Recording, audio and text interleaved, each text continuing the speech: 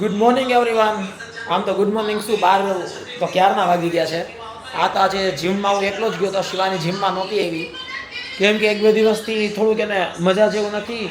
પરમ દિવસે રાતે વોમિટ થઈ હતી, પછી ગઈકાલે પેટમાં દુખતું હતું, પછી દવા લીધી, 2 ડોઝ ગયા, હવે થોડુંક એને સારું છે. શિવાની કંઈક જોયો છે. ઓ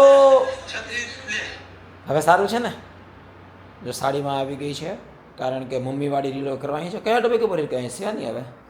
વ્રત ચાલે છે ને મોરાકત ગૌરી વ્રત. હા, અત્યારે ભાઈ બધું અષાઢ મહિનો ચાલે છે એટલે બધા જે વ્રત હોય ને એ લોકોના મોડાકાત કે એના ઉપર, એના ઉપર કાંઈક બાળપણની યાદો ઉપર રીલ બનાવશે. થોડુંક જો હજી બી છે ને ચહેરા ઉપર, શિવાનીના ચહેરા ઉપર તેજ નથી દેખાતું કારણ કે હજી થોડુંક પેટમાં દુખે જ બચ્ચું. દવા પીવે એટલે સારું રહે, બાકી તો પછી પાછું દુખવા માંડે. હા.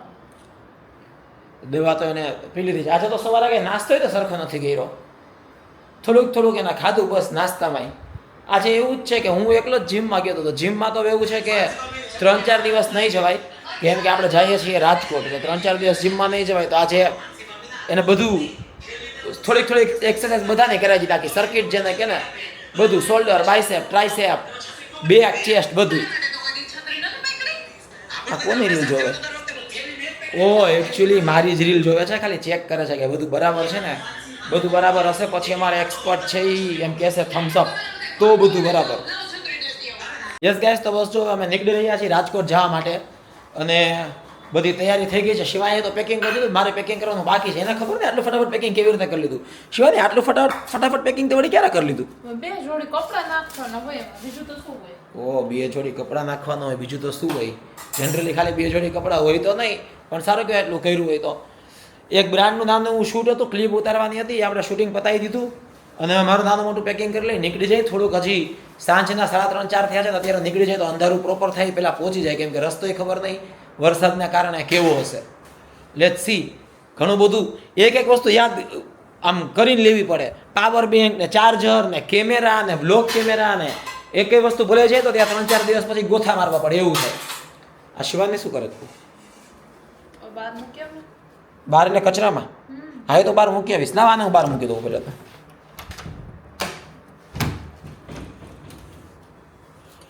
વેઇટ એમને સિવાય ને બહાર અત્યારે મૂકીશ તો આ તો બધું બહુ પવન આવશે તો ઉડશે. ઉડશે હાલશે, અંદર નાખી બંધ હોય તો થિયા રાખશે, નહીં મજા આવે, વાસ આવશે ઘરે. બહાર બહુ પવન આવશે ને ચોમાસાના કારણે તો ઉડશે આખી અગાસીમાં. તો એક કામ કરો, ઓલી બાજુ નાખી દે. કઈ બાજુ? Wash area. વોશ એરિયા પાસે એટલે અંદર ગેંડીમાં? હા. તો પાછળ ક્યાં ખબર નહીં ક્યાં મૂકવાનું કે છે. વોશ એરિયા તો 2-3 છે, આપણને ખબર એવી છે ને. એમને આયા ગેંડીની અંદર મૂકી દઉં તો કાંઈ ન થાય ને. આપણે અહીંયા જ મૂકી દીધું. આમાં પવન આવે તોય ન ઉડે. એમાં થોડુંક પાણી નાખી દઉં એટલે પલળી જાય. કા અચ્છા બોલો લ્યો, હું થોડુંક મતલબ કે મારી હોશિયારી કરવા ગયો કે પાણી નાખી દઉં ને તો સરખું થઈ જાય. તો એને ના પાડી. અહીંયા મારે ખાટલી પડી છે તો લઈ લઉં ને અંદર. ચલો પછી આ કેમ આટલું ડાર્ક આવે છે? અચ્છા ઓકે. એ પતરી ખામાને હજી જો એને પેટમાં દુખતું હતું, દવા ચાલુ છે, એને વોમિટિંગ થાય. અરે તળેલું એવું કાંઈ ખવાય સિવાની વોમિટિંગ ને? આમાં મગજ જાય કે નહીં? તમે વોમિટિંગ થઈને કંઈ તળેલું ખાય? એક પતરી ખાતા શું થઈ જાય? એક પતરી ખાતા ખાય તો શું થઈ જાય એમ કહો? તને એવી ઈચ્છા જ પણ શું કામ થઈ કે તને એમ ન થાય કે નાખવું જ નથી પેટમાં? વેફર થોડી ખાવ યાર. તોય તળેલી તો છે ને. વેફર થોડી ખાવ છું, ઘરની તળેલી. ચૂપ રે માનીશ તો નહીં પાછું. તળેલી પતરી ખાવ જે ઘરે બનાવેલી. એ પાછું માન્ય તો કી નહીં, એ તો તમારે ભૂલી જ જવાનું. જો કે તને ત્યારે જ કીધું હતું કે અત્યારે વોમિટ થાય ને એટલે તારું બધું માનું છું. પાછું કાલે સારું થાય માનતી બંધ થઈ જાય. આમ ખોટી હતી એ કંઈ ન કરે. તો આપણે રાજકોટ નીકળવાની તૈયારી થઈ ગઈ છે, બેગ ભરી લીધા છે. આપણું આ એક જ બેગ છે by the way, green bag. આમાં બધાનો કોમન સામાન છે બધું. એ કોમન એટલે ખબર પડી ગઈ ને બધું, મોબાઈલ ને બધું. પણ આ જો નાની એવી ટ્રીપ હોય, ઘરે જ જવાનું હોય તોય ટ્રોલી બેગ. હે કોમન એટલે કેટલું કોમન? કોમન એટલે ખોલી લે, એમાં જે ઓલો કેમેરો હોય એનું કવર છે બરાબર, બીજી બધું પાવર બેંક એનું કવર છે, લેન્સીસ છે ને એ બધું જ છે. બીજું શું? લેન્સ કેવી રીતે કોમન? નહીં મતલબ કે એવી વસ્તુ છે કે ન લો તો ચાલે, કાઢ નાખ. બાકી તારા મારા સ્પેક છે. હા જોઈ લે. તારા મારા સ્પેક હા ઓલા જે ગોગલ હોય પેલા જોઈને ન નીકળે તો કે છે હાલ આપણે સરસ મારા રા કાઢી નાખતો એ કાઢી નાખી અલગ વાત છે પણ એમાં કોમન જ છે એમ બાકી લખવાની ડાયરી છે તો કોમન જ છે બધું મારે લખવા ડાયરી પેલો એને ખાલી એનું બેગ બતાવ્યું ને મોટું એટલે એના મને મારા પર આવી ગયો તો એ કે શું કોમન કાઢ કોમન જ નીકળશે ચીકુ એમાં જોઈ લે હે ને અને હમણાં આ જો નાસ્તો બતાવીશ ને એટલે એમ કહેશે કે એ મારા માટે છે તમે એમ લોકો એમ માની લો કે મારા માટે છે પણ ક્યારેય હું કાર ચલાવતા આટલો નાસ્તો હું આ વેફર ને ચોકલેટ ને બધું હરામ બરાબર ખાતો હોય હે લેવો જ નથી મૂકી દીધી હા તો ન લેતો કાંઈ નહીં મેં તારા માટે જ કીધું હતું હું ક્યારેય મને રસ્તામાં એટલો કાંઈ નાસ્તો યાદ નથી આવતો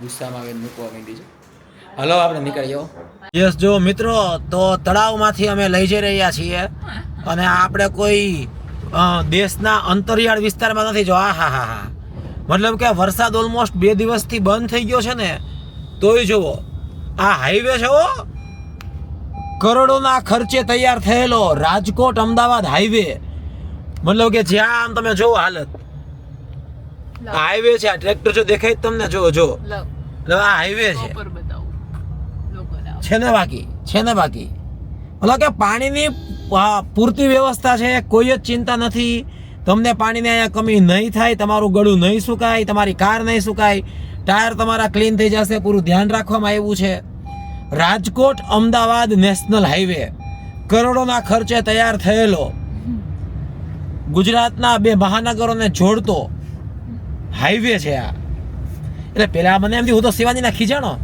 મેં કીધું આ ગૂગલ મેપમાં નાખીને ક્યાં રસ્તો કાઢ્યો કયું ગામડું છે ક્યાં વળી અંતરિયાળ ગામમાં આવી ગયા મેં કીધું બીજા દેશમાં તો કે ના પછી ખબર પડી કન્ફર્મ કર્યું કે ના ભાઈ નેશનલ હાઈવે છે સારું રહ્યો પણ જર્ની મતલબ મેમોરેબલ જર્ની થઈ ગઈ ખાલી એટલો પટ્ટો કાપવામાં કલાક જેવો ટાઈમ થઈ ગયો ગુડ વન શું જ્ઞાન થાય શિવાની ફૂલ મજા આવી ગઈ મને મતલબ કે અહીંયા મતલબ કે દરિયામાં કાર ચાલવાની મને આજે પહેલો એક્સપિરિયન્સ હા. મારું કીધું વર્ષનું સપનું હતું કે દરિયામાં કાર ચલાવી આપણે છે ને બીચ ઉપર કાર તો ચલાવવા દે નહીં પણ અહીંયા જો મતલબ કે બીચ ઉપર ચલાવતા હોય ને એવું જ લાગે તમને જો છે જો ઓલા ભાઈ તો તરત જો વાહ કઈક પાણી જો ઓલા ભાઈને જો ગોઠણ સુધીનું પાણી છે ઉભા જ નહીં વાહ પાણી એટલે ખૂબ સારું છે ઓહો નીકળો ટ્રક બાજુમાંથી મોજા આવતા હોય એવું લાગે હાલે દરિયાના મોજા ઉછળતા હોય ને એવું લાગે પાણી નીચે કારમાં ભટકે ટક જોતો છે ત્યાંથી આમ કરતો દેખાશે વધારે આમ જો હમણાં કોક બહાર ના આ દેખાય જ છે જો એ આવ્યા મોજું આવ્યું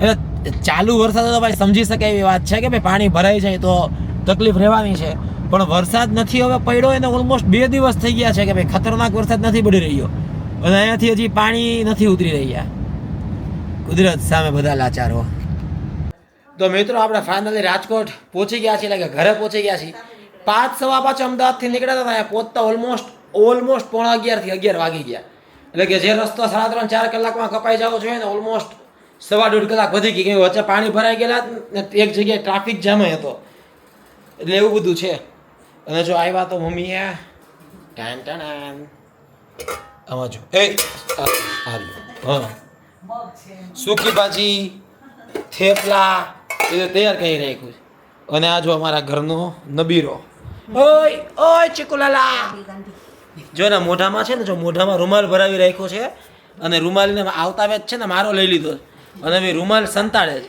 જ્યાં સુધી હું માથે ઉભો રહેશે કે કોઈ જોશે ને ત્યાં સુધી સ્થિર જ ઉભો રહેશે એ બધા એનું ધ્યાન હટાવીને લાવતો રૂમાલ રૂમાલ લાવ કોઈ દિવસ ન આપે એ એની હેબિટ છે મારી પાસે પપ્પા પાસે સિદ્ધાર્થ પાસે કે ઘરે આવીએ ને એટલે ખીચામાંથી રૂમાલ લઈ લે અને પછી રૂમાલ હે હા અને પછી રૂમાલ છે ને સંતાડે અત્યારે તમે રૂમાલ લઈને બેઠો છે એનું ચેલેન્જ એવું હોય કે તમારામાં ટેવડ હોય તો રૂમાલ અહીંયાથી લઈને બતાવો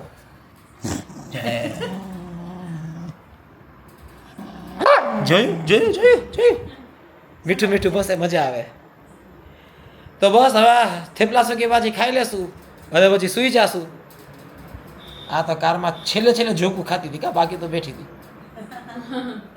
એટલી બધી વાર લાગે પછી તો હા નહીતર આવી જાય.